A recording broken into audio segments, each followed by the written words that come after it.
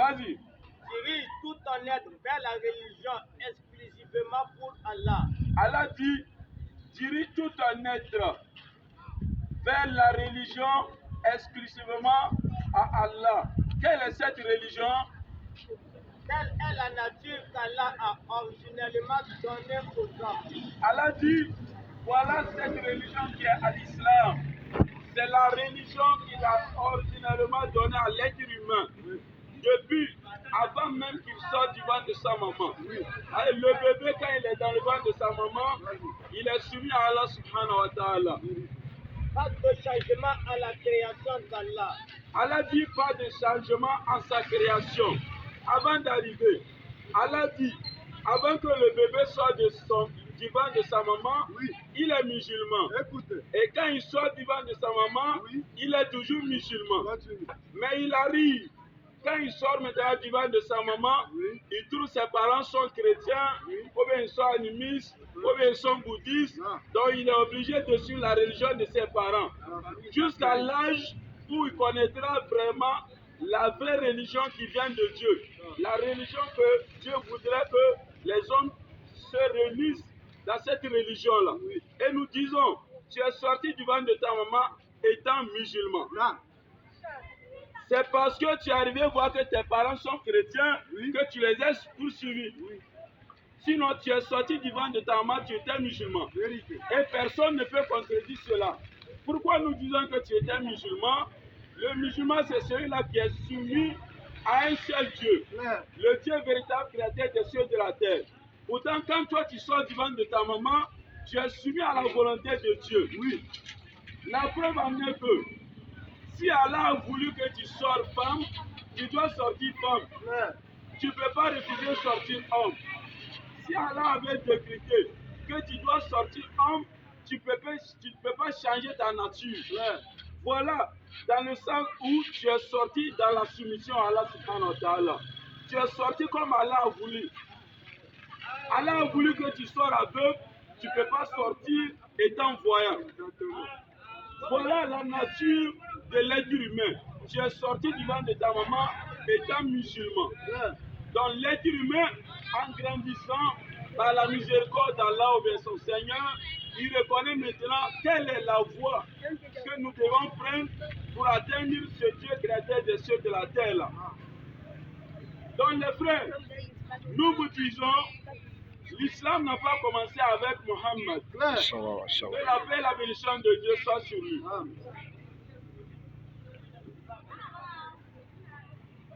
Donc nous vous disons, l'islam n'a pas commencé avec lui. Et pourquoi nous disons que l'islam n'a pas commencé avec lui? Parce que Allah nous dit dans la sourate Imran, d'abord nous venons de lire un verset où Allah dit, l'être humain, avant que tu ne sortes du ventre de ta maman, tu es musulman. Ce qui veut dire que tout être humain, avant que tu n'arrives sur terre, tu étais au préalable musulman. Exactement. Donc, ce n'est pas pourvu que c'est le prophète qui a apporté cette religion. Non. Et nous ajoutons encore des preuves. Comme je disais tantôt, avant que le prophète n'arrive, lui, il est le petit-fils des petits-fils de celui qu'on appelle Abraham, ou les musulmans appellent Ibrahim. Allah nous dit dans la sourate 3, verset 64, ou bien verset 67. 67. Rapidement. Sourate 3, le verset 67. Ouais. Abraham n'était ni juif ni chrétien. Si Allah nous dit qu'Abraham n'était ni juif ni chrétien, il était entièrement soumis à Allah. Abraham était entièrement soumis à la volonté du vrai Dieu. Vérité. Abraham n'était pas soumis à Jésus. Abraham n'était pas soumis à une idole. Selon l'histoire relatée, Abraham fut la personne qui a cassé les idoles de ses ancêtres. Donc Abraham n'était pas soumis aux idoles. Il n'était pas aussi soumis à Jésus. Parce que selon la Bible, Matthieu 1, verset 1er, on y dit généalogie de Jésus-Christ, fils d'Abraham, fils de David. Donc, le fils d'Abraham ne peut jamais être le Dieu d'Abraham. Jamais. Réfléchissez un peu quand même. Comment vous pouvez chercher à savoir que le fils de quelqu'un est son Dieu? c'est pas concevable. Donc nous disons, Allah dit que Abraham n'était ni chrétien, ni juif. Pourtant, nous chrétiens, juifs et puis musulmans, nous sommes unanimes sur Abraham.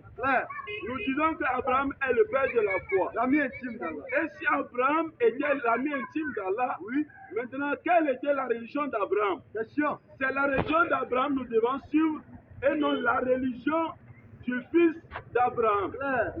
Si Abraham n'était pas chrétien, comment est-ce que Jésus doit être chrétien? Jésus doit pratiquer la religion de son ancêtre qui est Abraham. Et si Abraham était musulman, nous vous avons dit que ici Jésus-Christ aussi était musulman. Dans la même sourate, verset 95. 95. Verset 95. Vas-y. La première maison. La première maison. Si c'est Allah qui dit la vérité. Oui, si c'est Allah qui dit la vérité. C'est donc la religion d'Abraham. Allah nous dit de suivre la religion d'Abraham. Quelle est la religion qu'Abraham a pratiquée? Musulman droit. Musulman droit. Il Donc, n'était pas des associés. ce qui veut dire qu'Abraham a pratiqué l'islam. Et Allah nous dit de suivre la religion d'Abraham.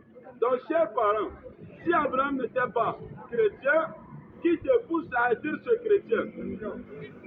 Revenons dans la sourate toujours 3, verset 84 à 85. On va encore trouver un enseignement dedans. Verset 84. Vas-y. Si Allah dit au prophète de dire, nous croyons en Allah, tous les musulmans là, eux croient en Allah, qui est le Dieu créateur des cieux et de la terre. à ce qu'on a fait descendre sur nous, Les musulmans croient au livre qui est le Coran, que c'est la parole d'Allah. à ce qu'on a fait descendre sur Abraham, Les musulmans croient au fait d'Abraham.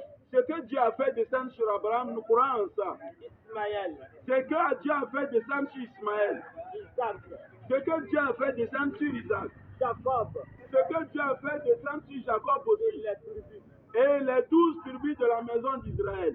à ce qui a été apporté à Moïse, Ce que Moïse a apporté, à savoir la Torah, les musulmans croient en ça. à Jésus, Ce qui a été révélé à Jésus, qu'on appelle l'évangile, les musulmans croient en ça. On ne parle pas de la Bible, mais on parle de l'évangile. L'évangile est différent de la Bible. Dans la Bible, nous trouvons des évangiles, mais ce que Jésus a reçu, c'est l'évangile, et non des évangiles. Ce n'est pas l'évangile selon Matthieu, ce n'est pas l'évangile selon Marc, ce n'est pas l'évangile selon Luc, ce n'est pas aussi l'évangile selon celui qu'on appelle Jean. Mais c'est l'évangile que Dieu a donné à Jésus pour prêcher aux enfants d'Israël.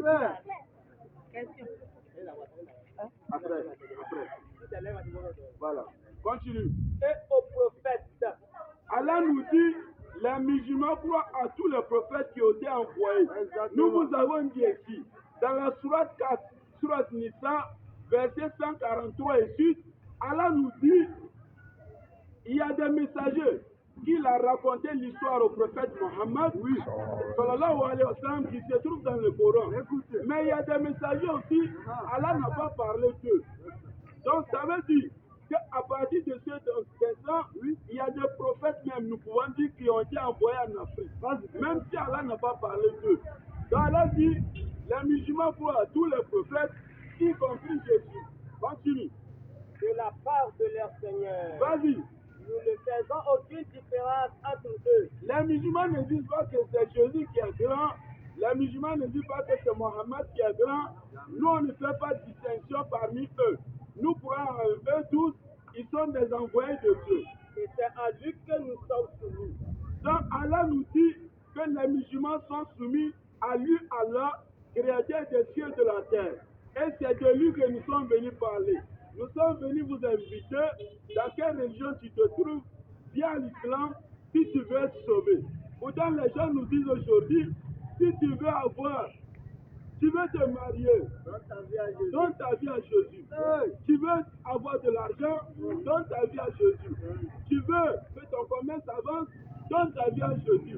Mais nous disons, nous n'allons pas donner notre vie à Jésus, mais nous allons donner notre vie à celui que Jésus avait donné sa vie. Et quiconque désire une religion autre que l'islam, Allah continue. Nous vous avons toujours dit ici que si la mort vous trouve et que vous n'êtes pas musulman, mais on ne vous force pas aussi, on vous annonce le message. Si la mort vous trouve et que vous n'êtes pas musulman, vous n'aurez pas d'argument devant le jour du jugement dernier. C'est pourquoi Allah dit, et quiconque n'est pas musulman au jour du jugement dernier, qu'est-ce qui se passe? Il ne sera point agréé. Il ne sera pas agréé. Et il sera dans l'au-delà parmi les perdants. Vous voyez, Allah nous dit que celui qui n'est pas musulman et que la mort le trouve, il ne sera pas agréé dans l'au-delà. Et il sera parmi les perdants. Pourtant, les perdants ici, c'est ceux-là qui vont échapper le paradis et qui vont prendre la voie de l'enfer. Que Dieu nous en préserve de prendre la voie de l'enfer. Nous vous disons et nous vous répétons, la Sourate 42, verset 13. Rapidement.